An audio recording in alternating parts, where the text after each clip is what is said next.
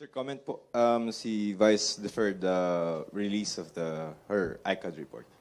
In deference to si Vice President Robredo, sir, hindi mo na ulit nilabas yung ICAD report niya because there's a Davao pick and... What's taking her so long?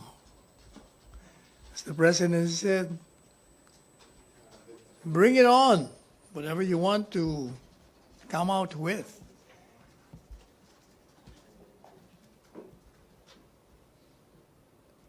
Mahirap kasi pag wala ka naman talagang ilalabas at nag-iisip ka pa kung anong ilalabas mo, talagang matagal. So when you say nag-iisip pa ng ilalabas, what do you mean? Hindi nga natin alam kung ano ba yung sinasabi niyang natuklasan niya. But parang umatras nga siya doon, parang hindi naman may natuklasan. Sabi niya, ilalabas ko yung mga rekomendasyon ko.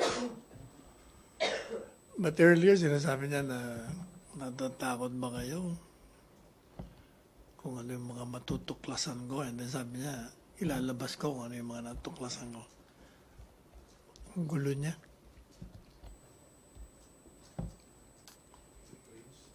Thank you, Joseph. Follow-up, Joyce Balancho.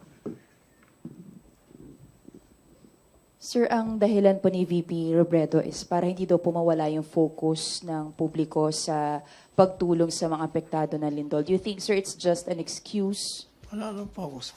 Sabi po niya, bakit siya nag-defer dun sa paglalabas ng ICAD report is because para hindi po mawala yung focus sa pagtulong sa mga apektado ng lindol. Do you think it's just an excuse? As I said, kung meron siyang ilalabas na masama o irregularidad, dapat from the very time of the discovery, inilabas niya na rin. Apparently, wala naman. So regardless dun sa sinabi niyang excuse, dapat sinabi na niya kanina?